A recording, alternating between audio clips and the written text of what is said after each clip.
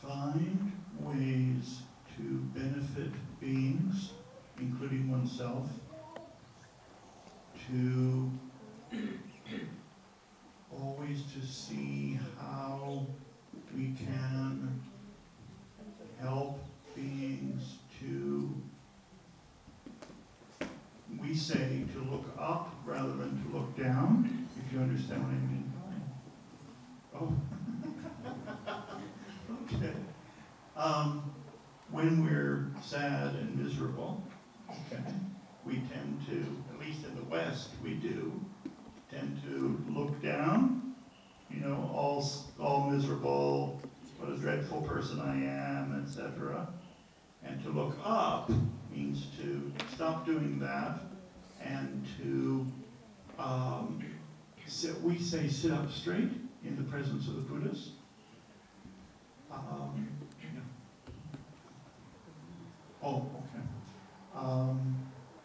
So to find wise ways of benefiting beings is not simply trying to improve people.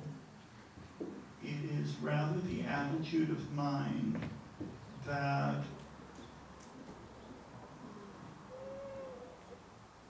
seeks harmony in relations with other people, kindness in actions and speech towards other beings, and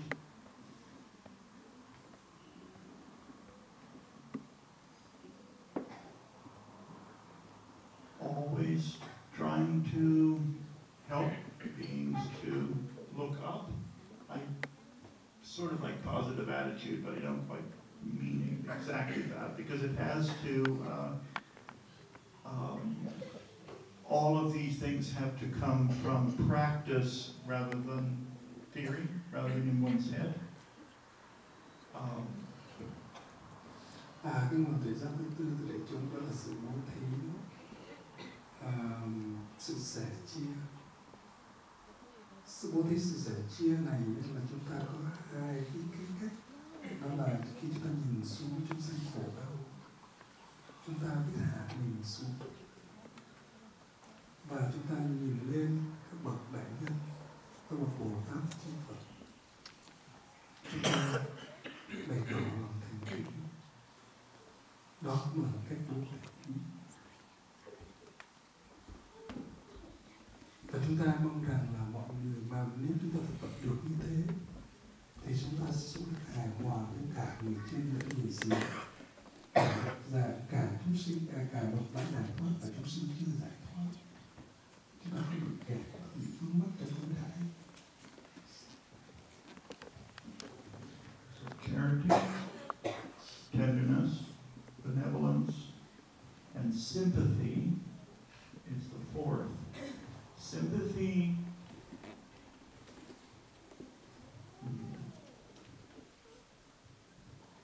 it is very easy to empathize, with those people and beings who are similar to us. Okay, to empathize with those beings who are in the same situation as we are. What is difficult is to empathize with beings who are different. Would it be okay?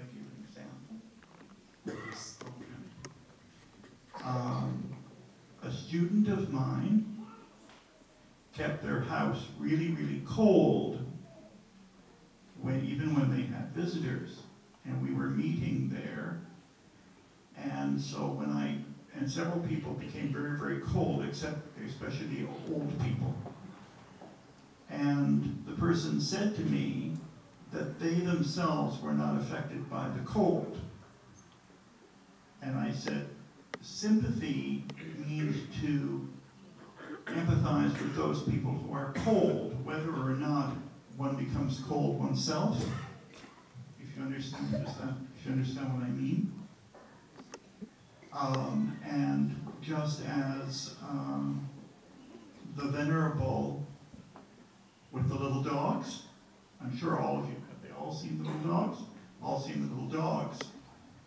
Many people find it very hard to empathize with little yappy dogs that bark all the time and run back and forth like that, and who, like when I came in the door, Lucky, the very little one, you know, kind of yap, yap, yap, yap, yap, and then snarled at me. And it's the same thing with people. It's easier to empathize with people who we like and who are nice. To empathize with beings who are quite different from us, like all of these things, like all of practice, is difficult to do. In our tradition, the founder of our tradition in Japan said, do not think that it is easy to practice, but also, when Pastor needs to translate. You're okay? Okay. But life itself is not easy, as I'm sure a number of you know very well from your own experience. Life itself is not easy. It is like a great wave of change and impermanence and suffering, and we grow old and all the rest of it.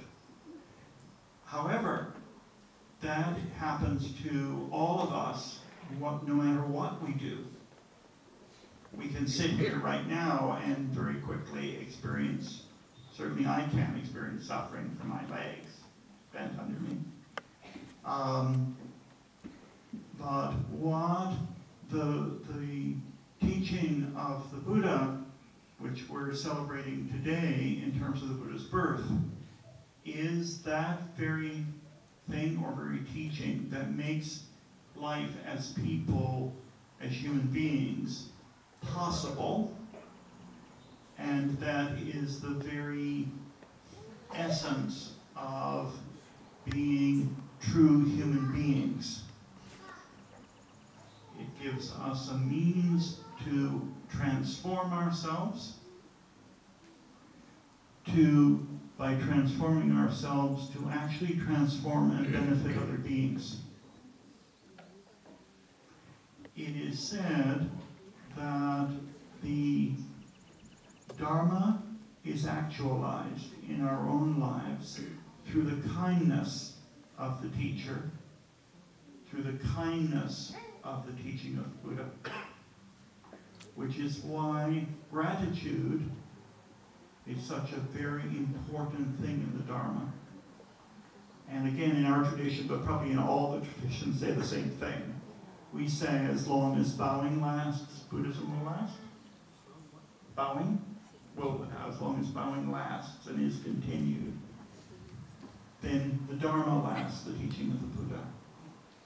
When we bow, not simply the formal way of bowing, but when we bow with our hearts, when we make Esho, we are continuing the very life of Buddha by the attitude of respect and gratitude towards the other people. Am I being clear?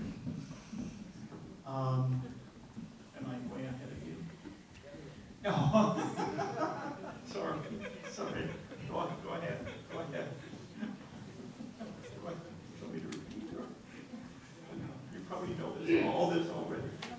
Thưa đại chúng, cái buổi lễ sáng thứ tư đó là sự cảm thông. Chúng ta rất cảm thông cho những người có trường hợp giống mình. và chúng ta có cả trong cái trường hợp mà tình huống của người ta khác được. Ví dụ như là một người đệ tử của tôi là đệ tử của thầy, thế ở lạnh, xứ lạnh quen rồi mà đến mùa lạnh thì không mở, thì những người khác đến cảm thấy lạnh và rất là khó chịu. Mà nếu mà mình cảm thông được cái người khác họ chịu lạnh không được thì mình sẽ bật hết lên. Còn mình không cảm thông mình sẽ không bật hết, người ta khó chịu, mà nhất là người lớn tuổi. Hoặc là ví dụ cái trì ở đây chẳng hạn, những con chó nhỏ nó chạy, nó la, nó hét, nó sủa, inh tai. Nhưng mà nếu mà mình không cảm thông với nó thì nó trở thành chướng ngại. Và mình cảm thông với nó thì mọi việc sẽ suôn sẻ. Hôm nay là cái ngày lễ Phật Đản, thì chúng ta phải tưởng nhớ đến ân đức của Phật. Một người thầy đã mang cái giáo lý, đã mang chánh pháp đến, đã mang đến nguồn tuệ giác cho chúng ta. Và để duy trì được hình ảnh cũng như ân đức của chư Phật là chúng ta nên thường thực tập lạy Phật. Bởi vì mỗi lần lạy Phật như vậy thì chúng ta thấy được cái ân đức của Ngài, cái năng lượng của ân đức đã được trao truyền. Và hôm nay là ngày lễ Phật Đản, là ngày lễ tắm Phật, thì mong rằng tất cả chúng ta được chuyển hóa mọi khổ đau để đến được an lạc. Và có chuyển hóa như vậy thì chúng ta sẽ đem được lạc cho mình và lạc cho đời. Bởi vì cuộc đời vốn dĩ tự nó rất là khó khăn, rất là phức tạp. Nó là một ngọn sóng lớn có thể cuốn trôi tất cả theo cái năng lượng của vô thường. Bởi vì chúng ta không chuyển hóa thì chúng ta sẽ bị làn sóng của vô thường đó cuốn đi và chúng ta sẽ mất tất cả. Thì hôm nay là ngày Phật Đản, tôi muốn chia sẻ với quý vị như vậy.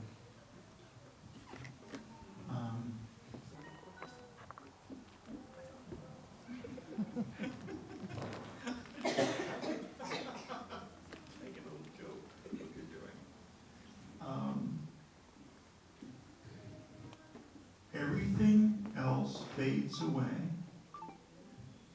whether it's important families, wealth, one's country, as one knows, fades away and changes. Our bodies, our minds, everything changes. That which lasts is our truly becoming authentic, real, authentic, true human beings. Okay. A lot of people think that the purpose of life is to, get ahead, accumulate things, get money, get power, new cars, which is fine. But that which will last is the merit of one act of kindness, of 1 second of letting go of anger and irritation towards other people, of 1 second of flexibility, 1 moment of stillness. In this temple, whenever the bell goes, the clock goes on the hour, everybody is still. We don't do that in our particular tradition, so when I came here, I was a little bit startled by it. You know, the conversation would all stop whenever the clock chimed, and then you feel like you must be doing something wrong. Everybody stopped talking. We can do that in no matter what state we may be in, no matter what has happened to us, no matter all the things that can go wrong, we can always, no matter how little we have, we can always, I'm going to demonstrate it. Would you be willing to hold this for a second? We can always put our hand, bring our palms together, and be still for just that moment. You know, after that moment, we may run about and be kind of crazy, but for that moment, we can bring ourselves and be still. The teaching of the Buddha is both doable. It is not something far away and thousands of years ago. It is right now, at this moment. We can make it true for ourselves. And as the founder of our tradition in Japan and China said, we have to make the teaching of the Buddha our skin, flesh, bones, and marrow. It must be part of our daily life rather than an abstraction. Rather than an abstraction. And the nice or wonderful thing about it is, in fact, that can be done. Okay?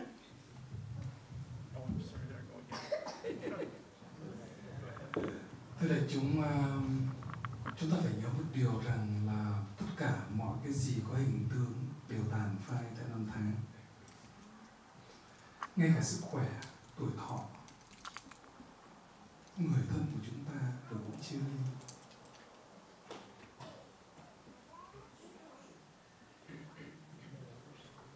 Cho nên cái mà còn lại đó là sự tử tế và ân đức mà chúng ta dành cho nhau.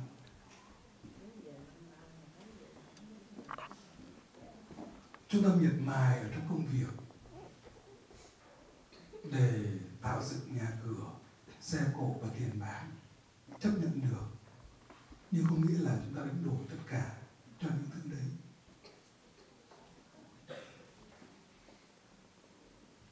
Đức Phật không bao giờ dạy những điều mà chúng ta không ngoài khả năng của chúng ta, mà Đức Phật thường dạy chúng ta và luôn luôn dạy chúng ta là những điều chúng ta có thể làm được và thực hiện được. Chúng ta đừng nghĩ chánh pháp ở một nơi nào đó xa xôi, mà chúng ta phải thấy được chánh pháp và tu tập mà đưa chánh pháp trở thành da thịt mình, xương tủy mình, máu mủ mình, và chánh pháp phải là một phần của thân thể này. Đừng đi tìm chánh pháp ở đâu xa. Thì như vậy chúng ta mới có khả năng để mà không bị cái làn sóng vô thường nó cuốn phăng chúng ta đi. Bởi vì lúc đó chúng ta có một cái năng lực của định. Ví dụ như ở tu viện đây, mỗi lần mà chuông đồng hồ đổ thì tất cả mọi người đều yên lặng, đều an tĩnh. Tôi đến đây lần đầu tiên, tôi không biết là tôi nói cái gì sai không, thì mọi người yên lặng hết khi chuông đồng hồ đổ.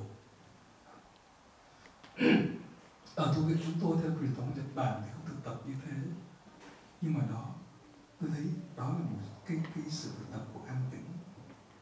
Bởi khi chúng ta chắp tay lại, chỉ cần một giây phút chúng ta an tĩnh trong tâm hồn ở ngay giây phút đấy thôi, là chúng ta có nhiều lợi lạc lắm.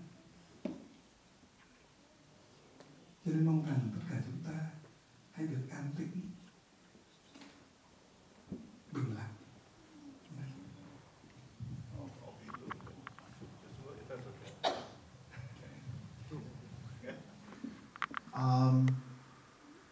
And there is a saying that we say that although members of the Sangha and those who practice the way of the Buddha come from various nationalities, languages, social classes, etc., they have greater intimacy, knowing one another. The intimacy meaning to know the other person. They know each other. We know each other greater than most people know themselves. Even though we may not be able to always understand one another's language or customs, when we meet in this context, we bow, we practice the way together, we recite the scriptures together, and this harmony, sympathy, harmony, is the very life of Buddha. Would you say that? The very life of Buddha. Through more than 2,000 years, people have practiced authentically, and thus what the Buddha taught lives now, and is not an abstraction or a theory. It's not a theory, but it's alive now. And thank you, and thank everybody. Kính thưa đại chúng, ta cũng hiểu hết rồi phải không? Phải nói cần dịch nữa. Chưa hiểu có ai sớm thế. Vâng, cảm ơn đại chúng. Thưa đại chúng thì thầy bảo rằng cho thầy xin phép thầy nói thêm một tiếng nữa là thưa quý vị, chúng ta đến đây từ các nguồn văn hóa khác nhau. Chúng ta đến từ quốc gia, lãnh thổ khác nhau. Chúng ta đến từ ngôn ngữ khác nhau, tập quán khác nhau. Nhưng chúng ta có một cái chung. Đó là cái sự hòa hợp mà chúng ta đến với nhau. Thì cái tinh thần hòa hợp đó nó rất là quý. Cho nên rằng là mong rằng đại chúng luôn luôn được bình an và hòa hợp, để mà nhân ngày Nhật Bản đây thì chúng ta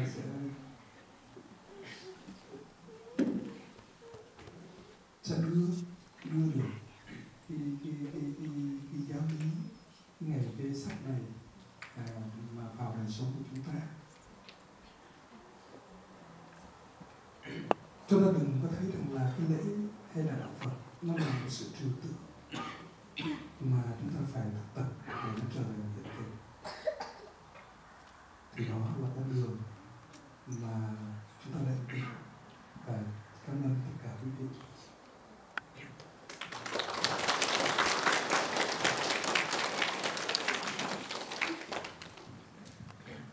Thưa đại chúng, bây giờ đến phiên thầy. Đại chúng muốn nghe không? Muốn à? Có để không khí thầy xin mời thầy Minh truyền ngâm bài thơ để cúng dường Phật Đản.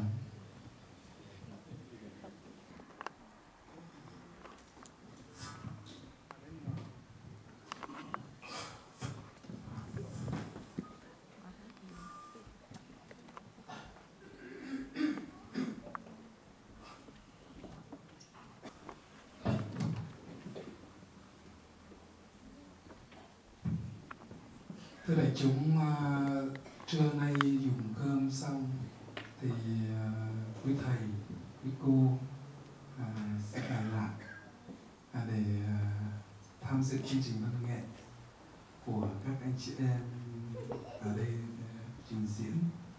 Thầy mong rằng sau khi thọ trai xong, dùng cơm xong, thầy mời quý vị ở lại để mà thưởng thức văn nghệ. Không có bán vé. Di Đà Phật.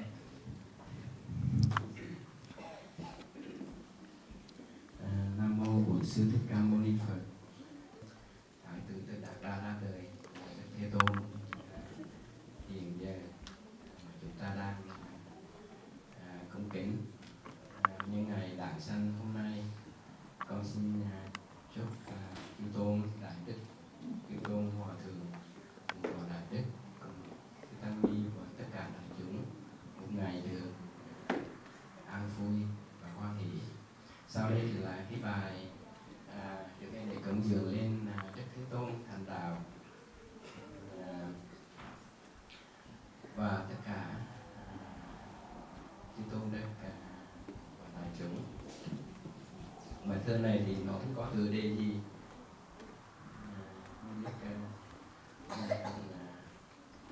xin đại chúng hoan hỷ.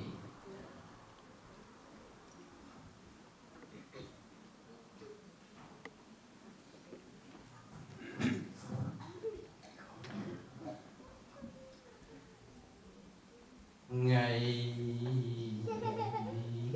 xưa Phật hiện vào đời, truyền theo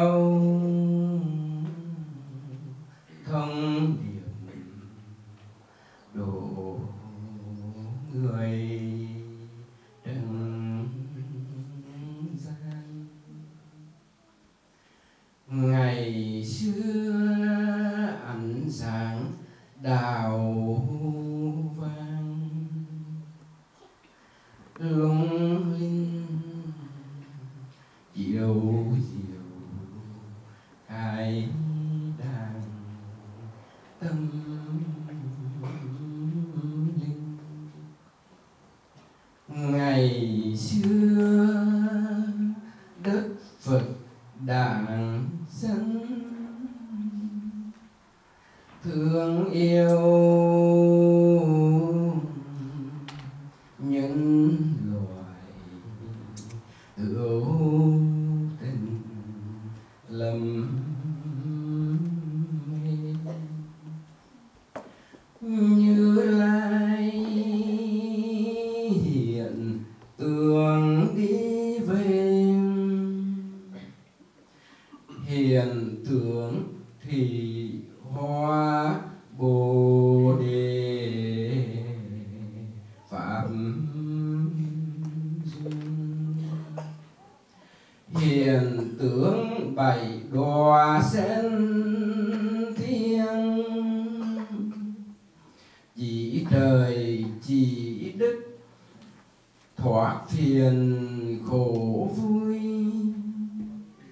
soi sáng chân tướng kiếp người, khổ đế tập để nghiệp đời phù du. Đạo đế diệt đế công phu, vặt đường chỉ lối chiều thu thế. Hiện tướng tục đế phàm nhân, lập gia đình dựng rắc lưng nẻo. Hiện tượng thái tử xuất gia, ngai vàng điện ngọc lìa xa buộc ràng.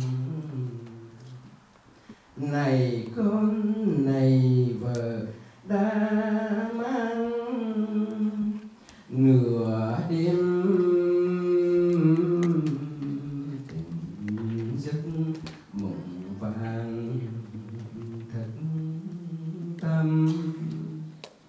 Quyết ra đi chuyện lạc lâm, nếu gương trí dụng tất trầm diệu. Rừng già đối diện ma vương, nội tâm ngoài cảnh chân thường nhật như. 49 ngày nhập thiên thư, thân gầy chẳng ngủ huyện tơ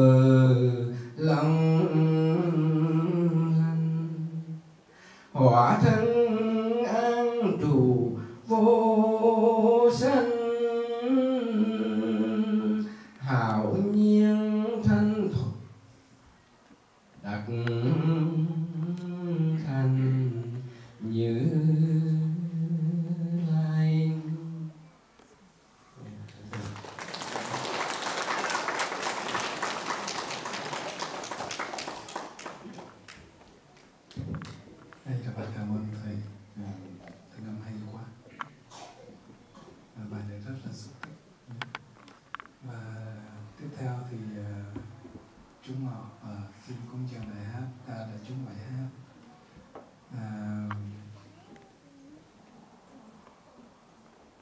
dòng sông thấp thoáng con thuyền. Thầy mời con.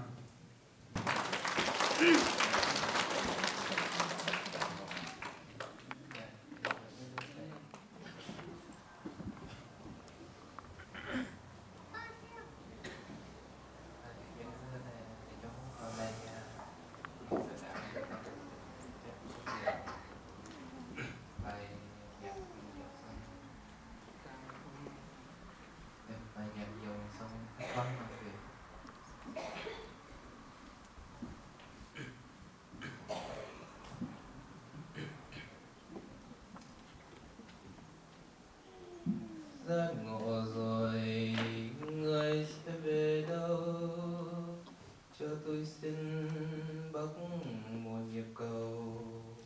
Dòng sông ấy thiên thu tình rằng, người là ai hàng hữu nghìn sâu. Giác ngộ rồi người sẽ làm chi, cho tôi xin nói kết những gì lý tưởng đẹp cuộc đời dân hiến. Đường thiên thang ta mãi cứ đi, đến núi cao hay tên người cao, căn cửa không ta mở lối vào. Giờ trường ấy chiều dây tuệ gian, tâm ấn tâm người đã truyền trao. San sông rồi thuyền bỏ lại đây, bước dung từ tài như mây. Thảo ám nhỏ trăng treo lơ lửng, dầu ân thuyền hằn ngộ đóng tay.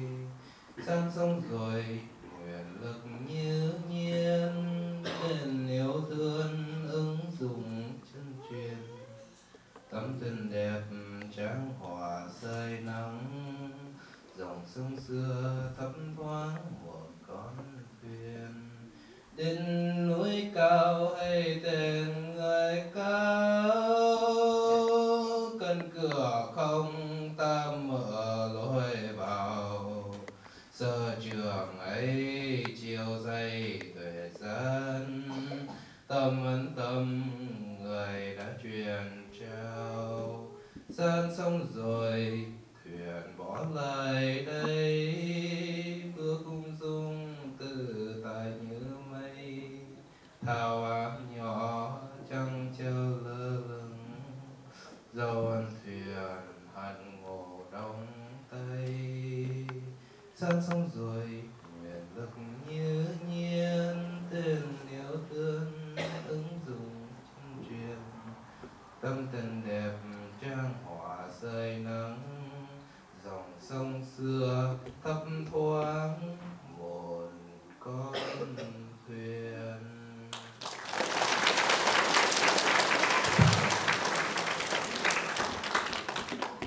Giác ngộ rồi người sẽ về đâu, đó là một công án của chúng ta tu rồi, chúng ta giác ngộ rồi, chúng ta làm gì bây giờ? Câu hỏi đó thầy để dành cho quý vị trả lời. Thưa đại chúng, để đừng làm mất thời giờ của đại chúng nữa, thầy xin chia sẻ một bài pháp rất ngắn thôi. Thầy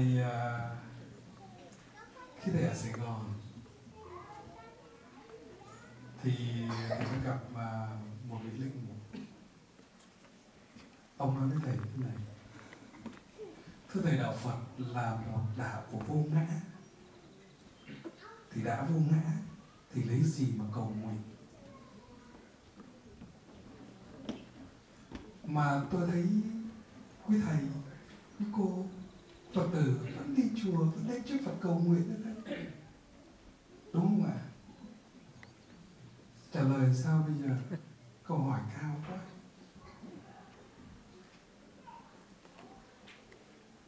Thế thầy mới thưa thế này: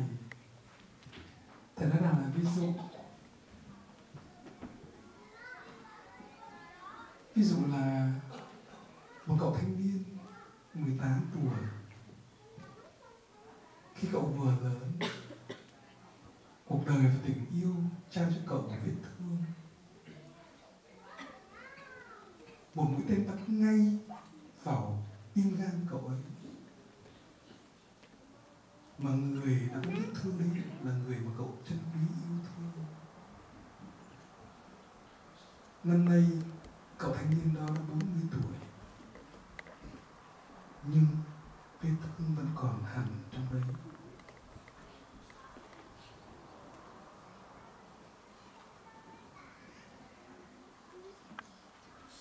Cậu ấy đến trước bàn thờ để mà bạch Đức Thế Tôn. Năm con 18 tuổi, con có một nỗi đau.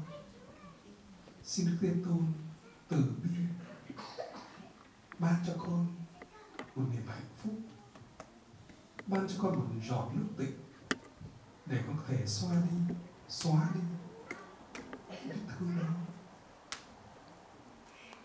Quý vị nghĩ Đức Thế Tôn có thể cho cậu ta một giọt nước cam lồ để cậu ấy xóa được vết nỗi đau đó không? Không. Nỗi đau đó là một nỗi đau không thật. Nỗi đau đó nó đã xảy ra cách đây 22 năm. Và nó đã chỉ xảy ra ở trong giây phút đó thôi. Và nó đã tan mờ trong giây phút đó. Nó đã không còn hiện hữu đến ngày hôm nay sau 22 năm. Cái mà nó hiện hữu ở ngày hôm nay là bởi vì chúng ta không hiểu biết, chúng ta kéo lê vết thương đó cho đến ngày hôm nay. Phải không ạ? Vết thương đó không có thật, mà cái ảo ảnh về vết thương đó nó còn nằm trong này, chứ không phải vết thương đó nằm trong này. Mà chúng ta cứ ngỡ là có thật, cho nên chúng ta xin để mà chữa vết thương đó. Chúng ta cần tỉnh ra thôi là vết thương nó không có mặt nữa, nó đã gone 20 năm về trước rồi. Phải không ạ? It's been gone. Thì chúng ta có thể nói thế này. Chúng ta có thể đối diện với chính mình. Nói này, cậu bé 18 tuổi kia, tôi biết cậu rất đau khổ, nhưng mà cậu ơi, cái vết thương đó nó không còn nữa, mà cậu cứ đem nó đi về hiện tại để làm gì? Cậu bỏ nó đi. Cậu phải tỉnh ra là vết thương đó nó không có thật, mà do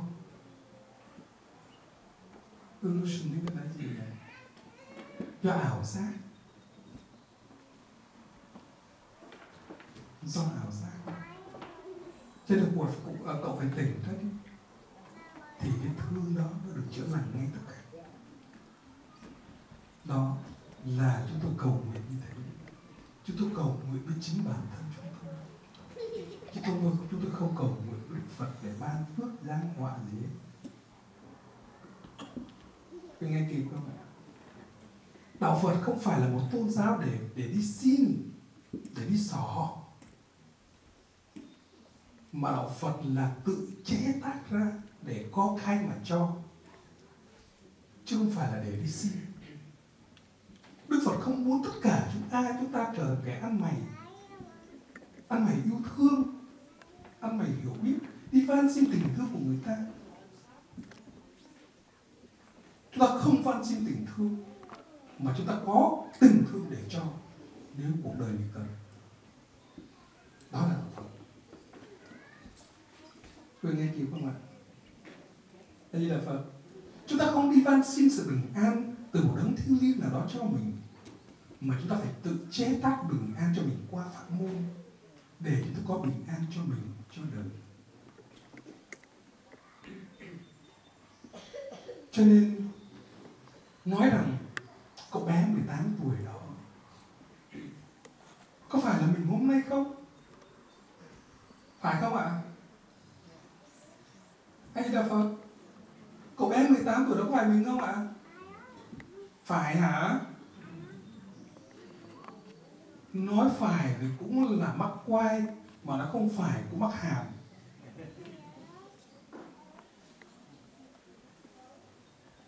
Chúng ta thấy giữa mình và cậu bé đó là hai con người hoàn toàn khác nhau.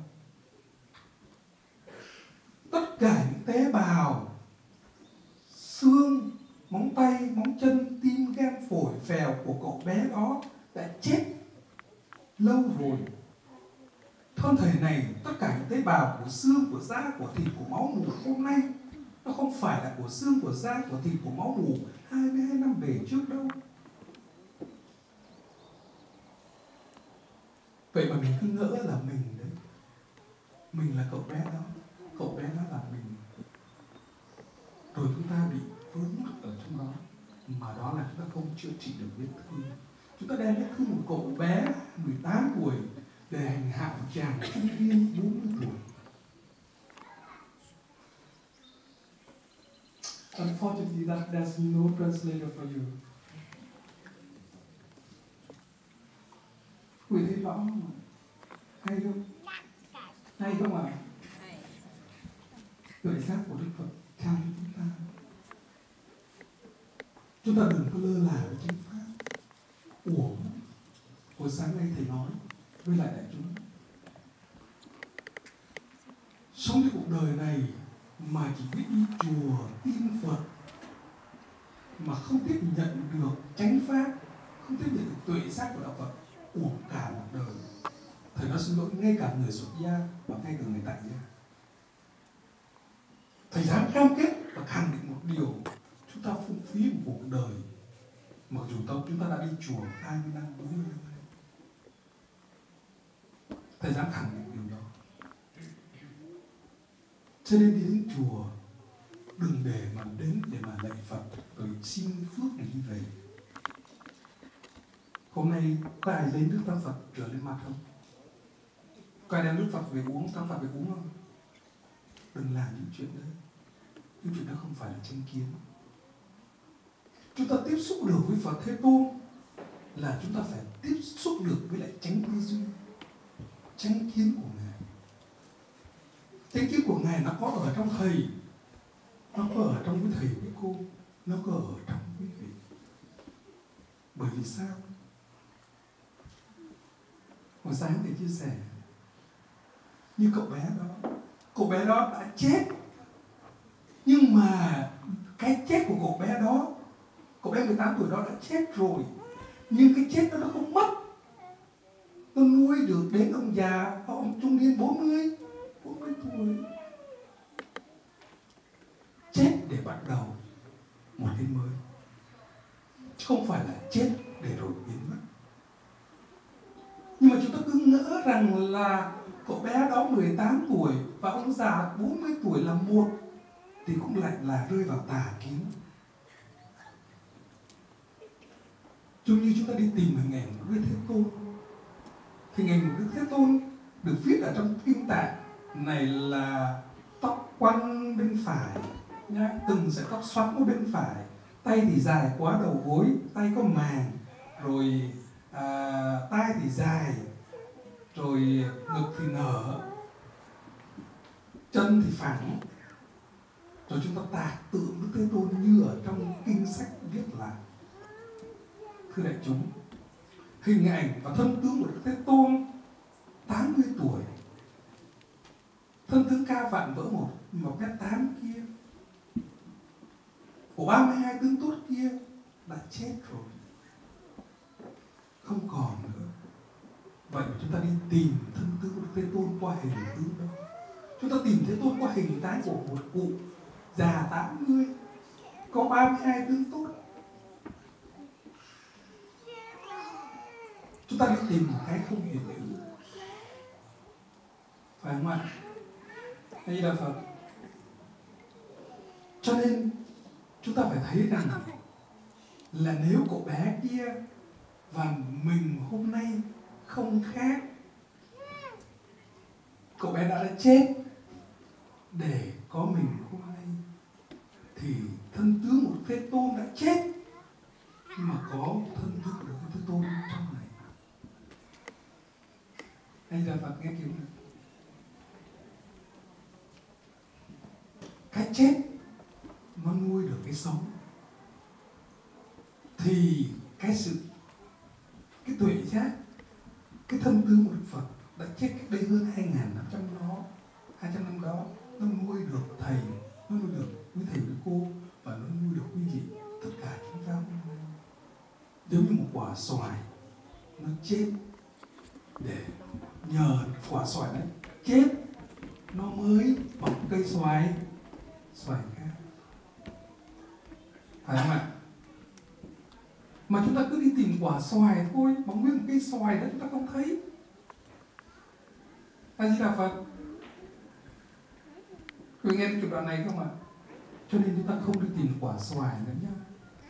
Không đi tìm Thế Tôn qua hình tướng, không cầu Thế Tôn qua âm thanh. Nếu ai làm như vậy, người đó đang đi vào tà đạo. Nhớ một điều đó nhé. Cho nên đến đây mà cái lầm bầm là thì nó tà đạo nha. Đây là Phật. Hôm nay thầy chia sẻ với quý vị một bài pháp ngắn.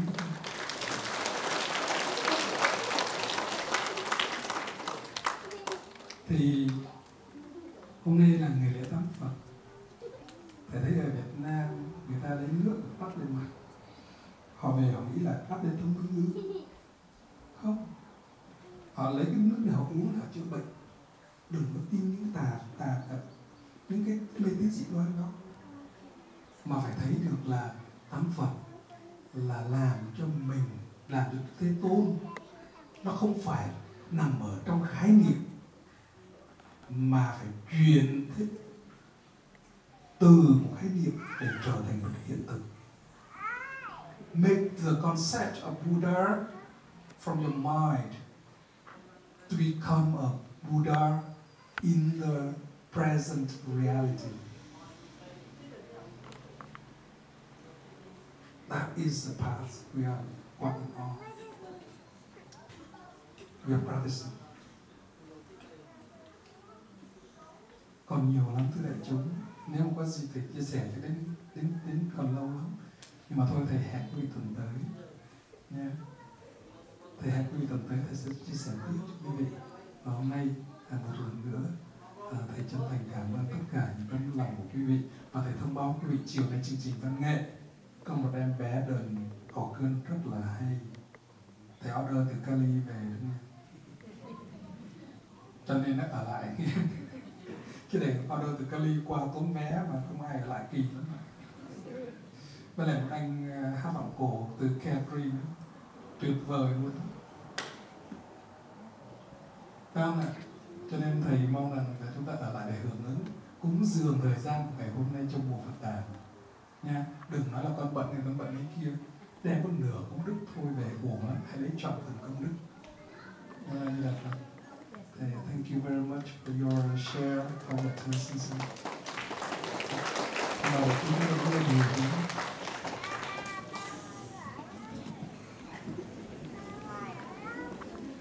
Và để chúng chắp tay hướng về tham bà.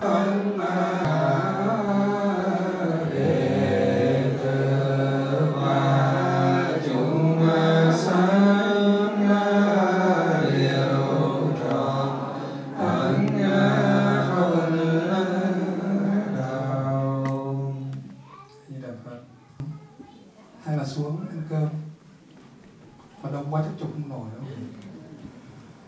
Ăn chụp cho tăng đi thôi. Là ai Phật tử nào muốn đứng rồi thì cứ đứng luôn nhé.